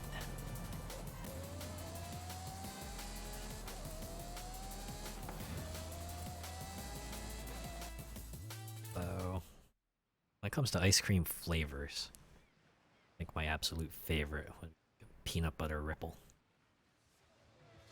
I admit, I'm kind of a sucker for peanut butter. If you give me like peanut butter, most things, I will probably eat it. Although I guess kind of like the ways the peanut butter were kind of like in giant frozen chunks in the ice cream. The best part was when you managed to like get a big enough chunk you could like stick it in your mouth and just like crunch on it.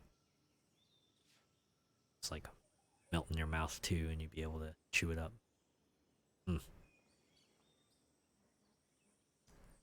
Good times. Made some for pretty decent milkshakes too. Like, put a couple scoops in there, and in the blender, some other stuff you want in there, and you get yourself a good peanut butter ice cream milkshake.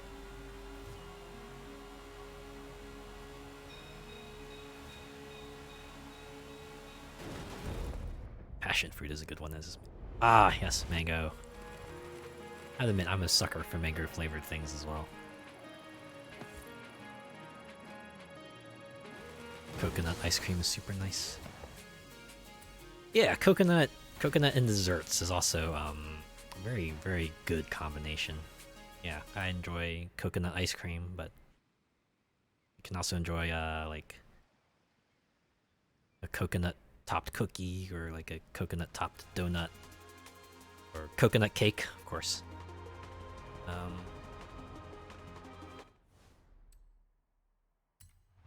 It actually reminds me of another favorite dish my parents used to make. It was like sweet rice, and what they usually put together with their sweet rice, it was either if it was breakfast, they would mix the sweet rice with like coconut flakes and crushed peanuts with sugar, and it was like sweet and tasty. Or if you know, they made it for like a lunch or dinner time meal, then they would put in they would cut up some like some red sausage. They would fry that and mix that with the sweet rice. Also very tasty. Sounds good. Yeah, yeah. It's kind of nice. It's kind of neat, you know. You take a thing like sweet rice, and you can make like a savory dish, and you can make a sweet dish out of it. Pretty cool. I think we got like a special bag of rice that was just like sweet rice out of the bag when you stick it in a rice cooker. Always fun.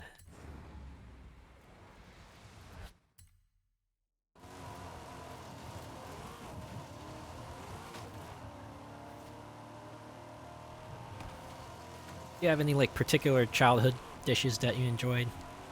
Something that your guardians made that always gave you comfort. I had my sweet rice dish. That was always a fun time. There's also spaghetti. I don't know. For some reason, my parents just loved making spaghetti.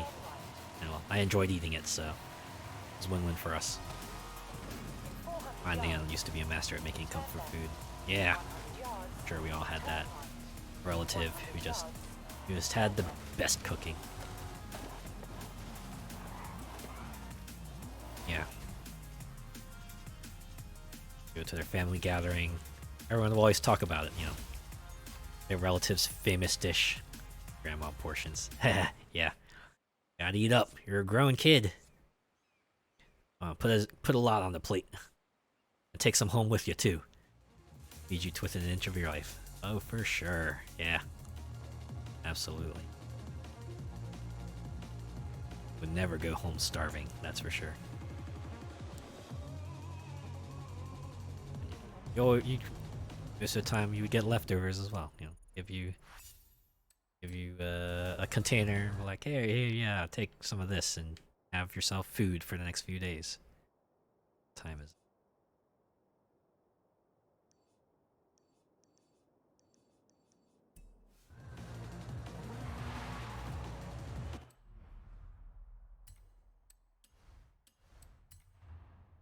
I thought maybe I can just do 100,000 points extreme E, so I'm here.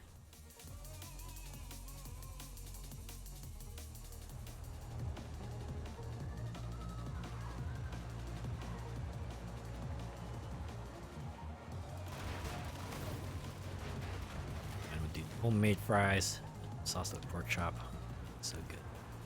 Sunday, Full roast with the trimmings. Ah, sounds lovely.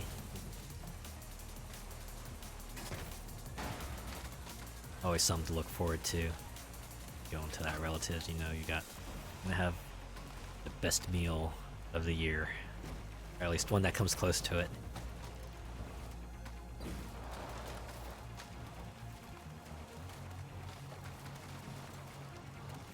Oh, very English. Yeah, it does actually.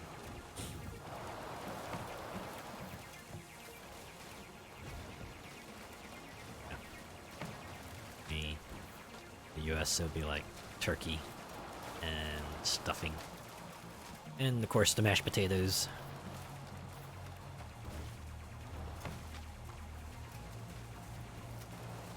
Out in pudding, always nice too.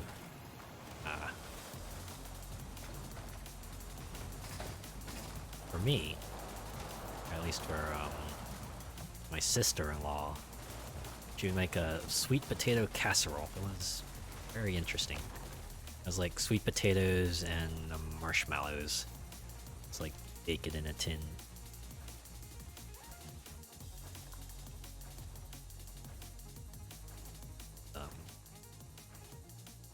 My parents will always like to bring cornbread too. That was fun. Oh wow, 30,000 on the nose. You don't get that every day. Alright. Have here, ooh, 10 seconds to arcade. Why don't we just do that? For old time's sake. We'll do it in extreme E, because that's what I'm in. This was wreckage anyway, so... we are starting, right? Oh, here we go. Alright, it's a skill score. Nope, wreckage skill. Easy peasy.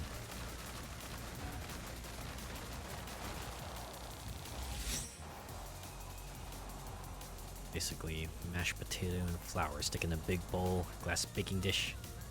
Bake it in the oven until golden brown, then add butter to taste.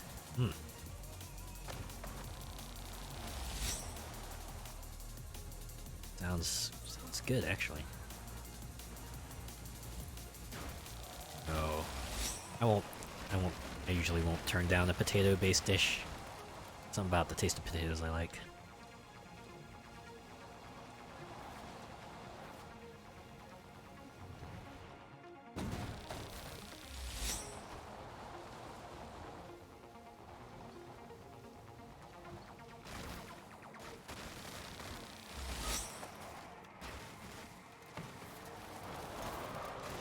Great for the cold winter evenings. Yeah, I bet.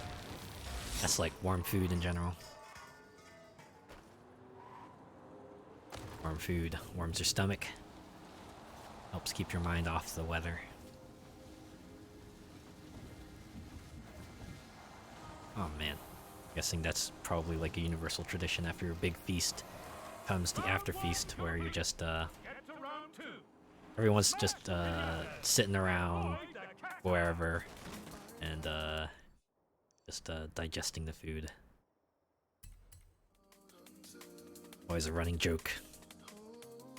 At least yeah.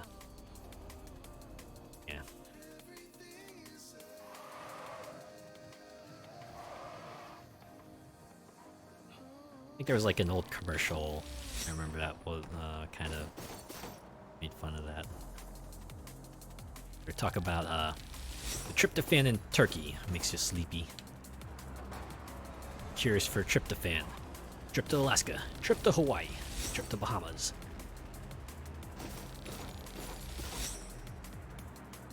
The snuggling up on the sofa, my fox blanket, and a coffee mug of soup and some bread to dunk in. Ah, that sounds like a good night. I admit, I kind of do something like that too, although instead of bread I just use crackers. And I guess my soup comes from a can.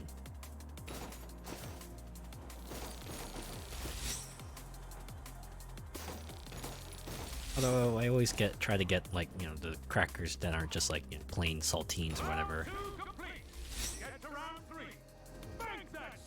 At least the cracker brands I get, they usually have like different kinds, so they might have like garlic crackers, or one particular one I'm fond of is, I think they call it like the everything cracker, where they have like a variety of seasonings on it. I like to get that with some of the canned soups, beef stews and chicken soups and what have you. Go well together. Yeah, and you know, once you got your food, got your snuggled up in your blanket, just settle in, just watch your shows. Yeah. Or for me, I would just fire up my favorite stream, just chill out, or read an article perhaps. Just a good way to get settled in, right? After a long day, could be anything really. Just wanna kick back and relax. Not have to worry about anything. Yeah, like for you, Law and Order. Me, I'll be like, alright, what gaming streams can I tune into tonight? Oh boy, Law and Order. I remember when that was a behemoth of a show. Was it? They had like 4 separate Law and Order series, right? They had like original Law and Order. They had SVU. They had Criminal Intent. I think they had Trial by Jury as well. And interestingly enough, I believe SVU. Oh, they brought it back this year. Wow. I guess you can't keep a classic down, can you? I do remember when people were talking about how like SVU was like the only Law and Order series still on the air. But if they brought it back, hey, good on them. I guess they want to try to give it another go. Hey, serious crime. Complete. Congratulations. Yeah. SVU is a mainstay on my TV. I remember checking into an episode every now and then.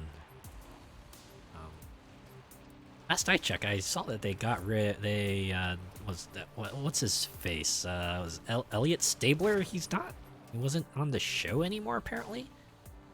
Yeah, and the other character was now the lead.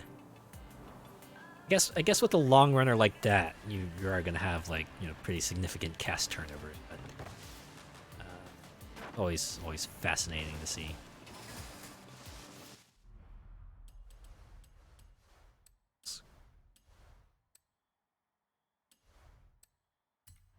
Yeah, he came back in season 25 for a few.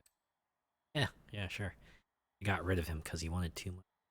Yeah, that's usually how it goes. Business. Sometimes in the end, business rears its ugly head. Trading paints. I don't want to enter just to do that.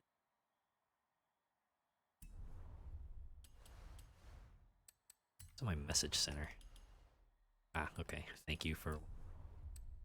You know what? Let's spin the gotcha. No whammies. Oh, why am I kidding? I got all the good stuff already. They're all gonna be whammies.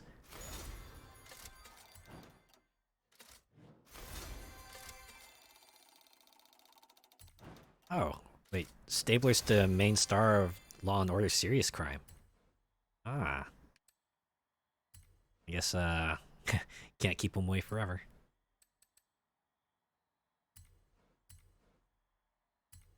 So I guess at this point, yeah, he would probably be like the most recognizable name who's probably still in the state to act to some degree.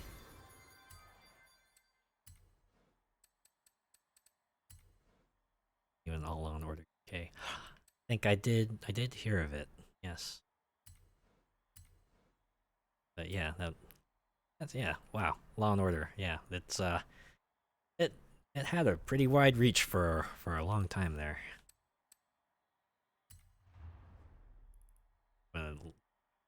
Prime time channel, at least for NBC in the US.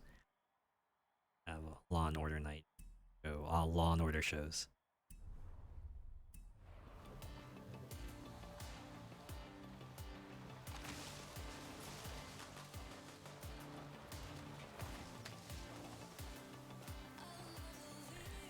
think the spin-off has run longer than the original. Yeah, yeah. Yeah, it's crazy when you think about it. I know a lot of people thought that was funny. And, you know, admittedly, I do find it pretty amusing, too. SUVU managed to outlast the original show. I guess the subject matter probably draws people to it. Seeing those kinds of criminals get taken to task, there's a certain amount of satisfaction to that.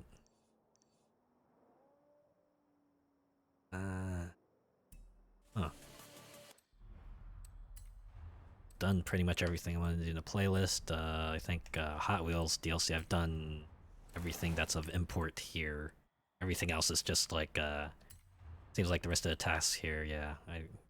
I think you did mention this last week, it's all completionist stuff. Get times and rivals, get all the stuff here. So, yeah. Jack McCoy in the court taken. Yes, yeah, he was kind of definitely one of the standouts of that show. When I did tune into Law and Order, just watching him kick butt in the court. Anyways, yeah, I guess that's Forza Horizon 5 Hot Wheels DLC. Very fun. Definitely got the appeal of Hot Wheels, you know, racing on the orange track, driving all the iconic cars. Kind of short, but definitely enjoyed what I've played of it. So yeah, guess next week I'll probably do another single stream of care about the Donut Media DLC coming? No, I haven't. What is the Donut Media DLC? You know what? Well, let me look that up. Let's see. Forza. This is Forza Horizon 5?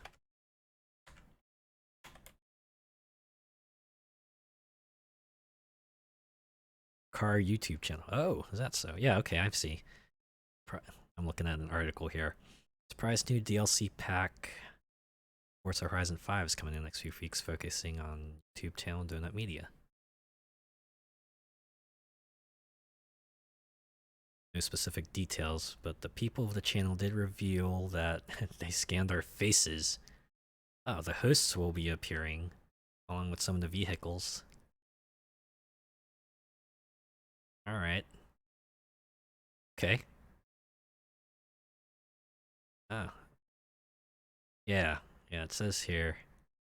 Yeah, this article is speculating that this will bring a Horizon story.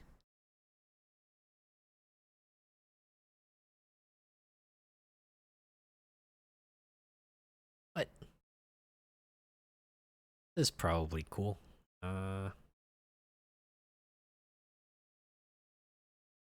Yeah. I'd admit, this is the first time I've heard of Donut Media, but hey, you know what?